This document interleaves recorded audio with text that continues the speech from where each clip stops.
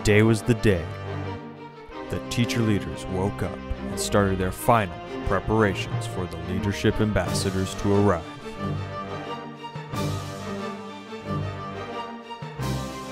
After their meetings, it was time to wait. As the leaders went off to do their tasks, I found myself alone and bored, so I took some video of our 2013 inauguration pins. Pretty, isn't it? But then it really was time.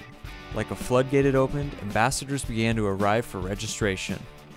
What's your name? Joanna. Joanna, where are you from? Wilson, North Carolina. Cool. Oh, you excited to be here? Yeah. Hey. What's your name? Christopher Burrell. Christopher Burrell. And where are you from, Chris? Illinois. Illinois. Hey, Where are you from? my name's Cole. Where are you from, Cole? St. Louis. St. Louis. What's it like in St. Louis? Very cold. Very cold?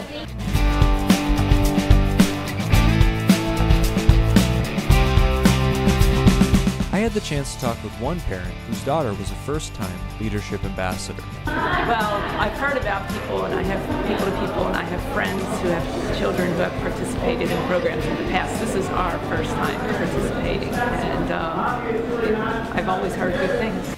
Then I found her daughter. I'm really excited to go to the inauguration and see the White House and just be around Washington. I even had the chance to talk with one of 80 leadership ambassadors from China. The most important event on this trip, the inauguration, is very important and meaningful for both the American citizens and people all over the world. And as an American citizen as well as a Chinese, it has special meaning for me. It makes me have a better look at the American culture and the political culture up here.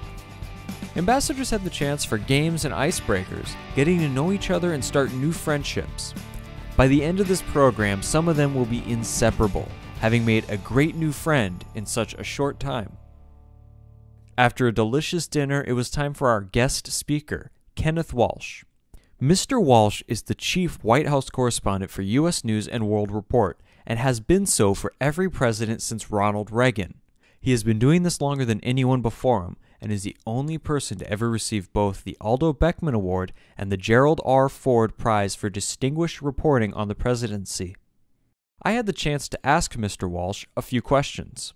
I wanted to ask what your thoughts were on the mission of People to People and what Eisenhower's legacy and mandate for it was. Well, it was a brilliant idea. The idea of bringing young people together, learn leadership traits, get to know each other, and maybe have the leaders of the future understand other cultures in other countries, which is very important. And I think Eisenhower understood that. And I think People to People has stood this test of time.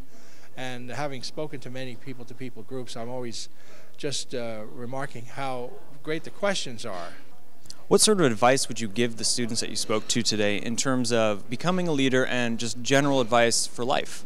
Well, I think it's part of what we learned from the presidents, to try to be, to persevere, learn what your own gifts are, your own talents, and use them as much as you can, and hone them and develop them as much as you can. Don't pay attention to people who doubt you or who might underestimate you, and believe in yourself. And just to keep at it. I mean, a lot of people ask, for instance, in journalism, how you get ahead. Well, the main thing is to do the work, whether it's an internship or whatever, and if it's in politics or government or business, to try to do the work as soon as you can, and to learn as much as you can about your future career.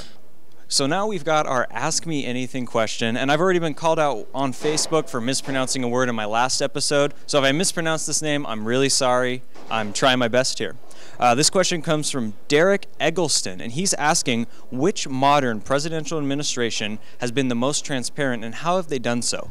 Well, as a journalist, I'm not happy with how any of them have been transparent, because I've covered 5 presidencies now. And it seems that over time things have gotten more and more managed and controlled, and we're much more limited in our access. It used to be many years ago that you could get to know a president. You could understand what a president was like, but presidents don't allow that kind of access. They don't build relationships with the people who cover them, with journalists, nearly as much as they used to. It's very rare now. Part of it is the mutual distrust. Presidents don't believe they can be off the record. They don't believe they can really let their guard down with the media under any circumstances. The media feel that the president's always going to spin them, or distort things or manage things to make himself look good. In that kind of an adversarial relationship, presidents and administrations really have not been very open and transparent, and they feel it works for them. We in the media are always there trying to open the doors, and they're always there trying to either close them or just keep them open in a very narrow way so that we only see what they want us to see. So it's a constant struggle. It's adversarial, but that's the way the system is now. Great. Thank you so much, Mr. Walsh. Thank you. After a busy day of travel, registration, and orientation, some students were clearly exhausted. It was definitely time to call it a day. Keep an eye out for our episode tomorrow as we venture for the first time into Washington, D.C.